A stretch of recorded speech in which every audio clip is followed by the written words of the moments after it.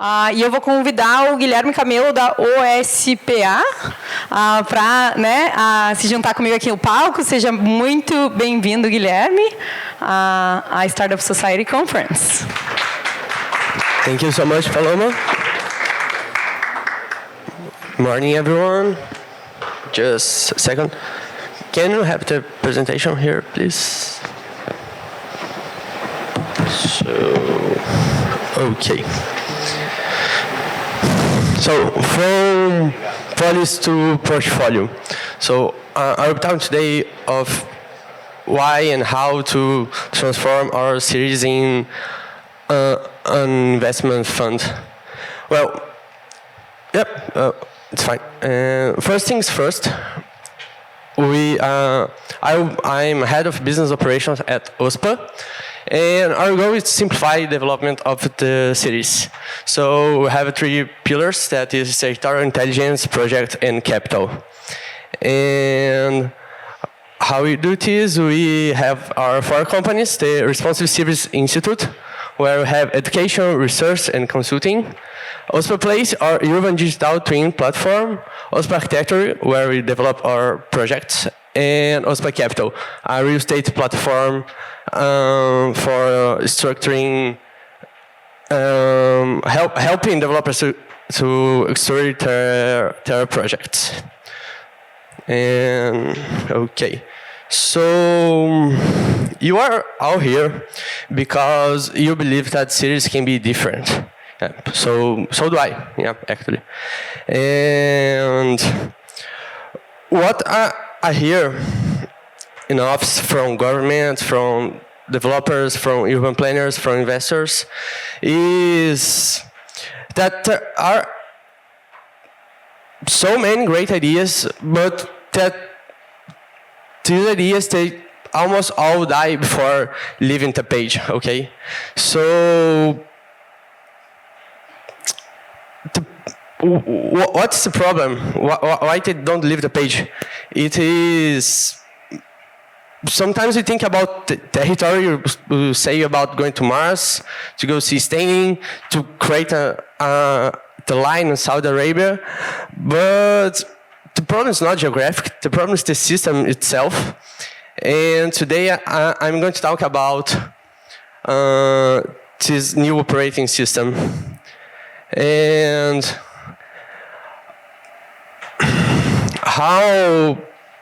what are those ideas to go to Mars, to the sea, even charter cities or pop-up cities like the one that we are here today, what they have in common, they all come from frustration.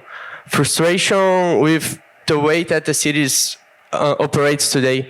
And we have like this hardware approach where if we try to just build from scratch, it makes sense in a way. We are just like moving the same people, the same the same governance, the same incentives. We are just moving to another place. So we are just bringing the same problems because the system will be the same. And today I'm talking about the software approach, where we are going to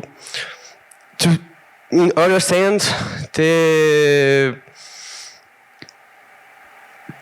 way that we design the city. So the what, we stop thinking about the what and how we are obsessed with the what will be the building, what will be the location, what will be the infrastructure, and we will talk more about the how, because the what's consequence of the how.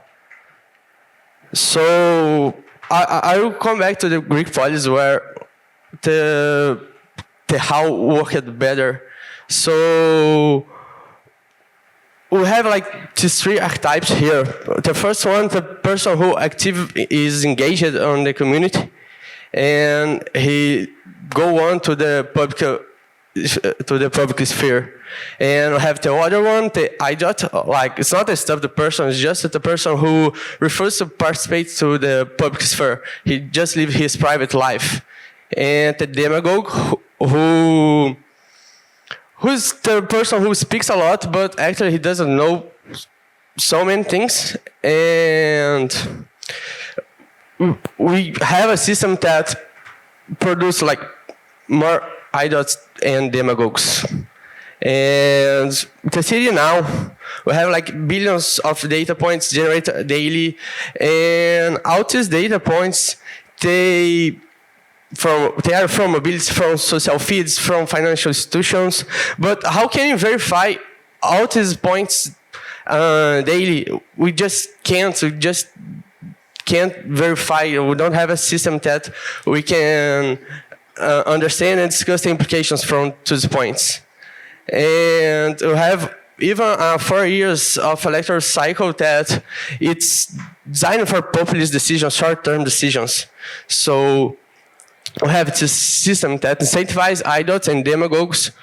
We have form over code. We have perceived over action. And how do you organize that? How can you reimagine the system? Well,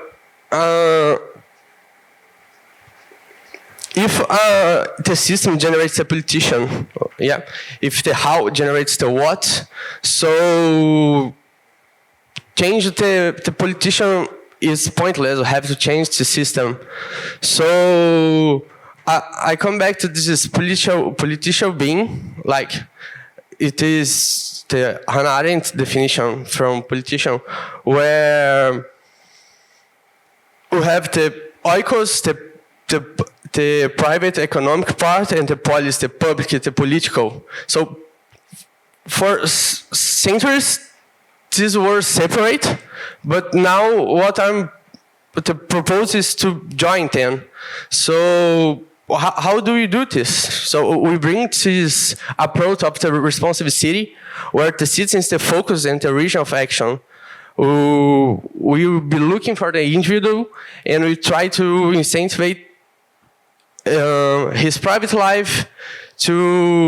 We try to make his private life incentivize the public life, and we try to make a decentralized city as a service.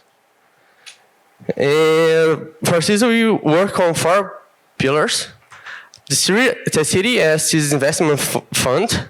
So all the citizens will be as kind of citizen shareholder, and so everyone will have the skin in the game. We have liquid democracy, where we have down governance, we have vote, delegate, revoke, all in real time.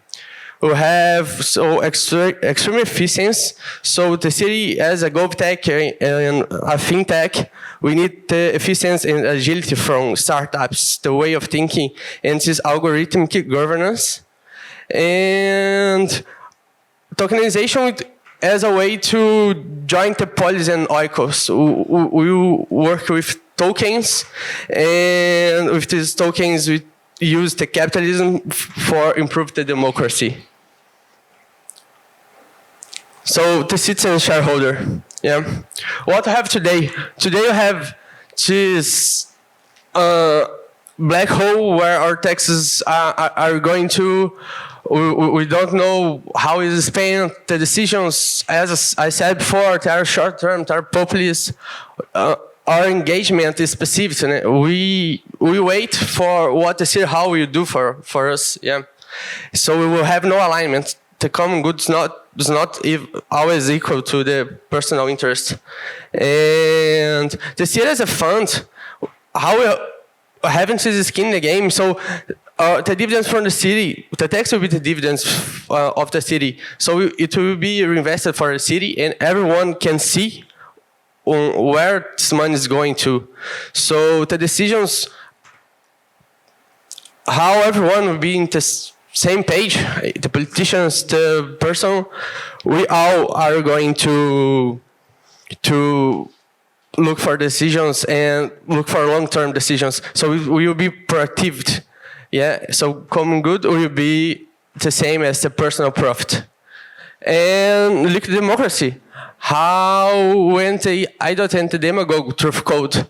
So direct voting. Your voter with your phone, it's easy to vote, but you will be you want to vote because you have the skin in the game, you want to value your city, but not always you can vote, so you can delegate. When you can delegate to experts for specific topics.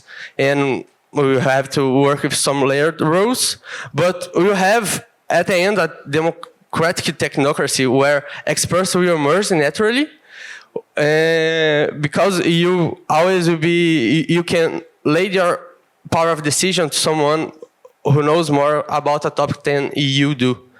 And the city is a GovTech. So this is a birth of algorithmic governance.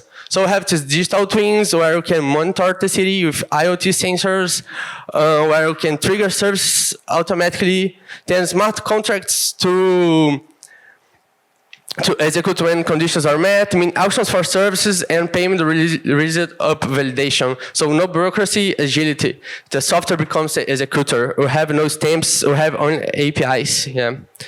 The city has a fintech. It's just looking for become more efficient and get more liquidity, because when we have an inefficient startup, it closes the doors, dies. And an inefficient city, it just decay and raise taxes.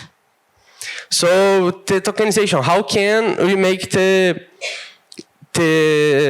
citizen, the capital work together? So we have the citizen token where we look for the Polis, when that grants the right to vote in the DAO. It's non-transferable, it's soul-bound, and your power to vote, it can increase as long as you can contribute for the city and you live for truth time. And while the capital token, it's actually how it's the size of your shareholder from the city. It's the economic property, the share of the fund. And it's transferable, it allows capital accumulation, or your dividends will be distributed or reinvested when the city turns a profit. And we have like a few tensions. How can we coordinate between multiple DAO cities without recreating federal government that destroys the human scales? Who writes the initial code? How can we avoid bias? And so we don't have definitive questions, but there is some direction, which is radical decentralization tested incrementally. So we try to iterate, to start with a neighborhood, we then a charter city, we measure and then correct and try to scale the solution. And then bits meets atoms. So we have technology as infrastructure that frees the city to be political. Evaluation as a proxy for quality of life. Skin in the game, the antidote to idols and demagogues. And the challenge, it's not geographic, it is systemic. And systems only change when you test radical alternatives. So we have the experiment that can begin now. So we stand for responsible cities. Thank you so much.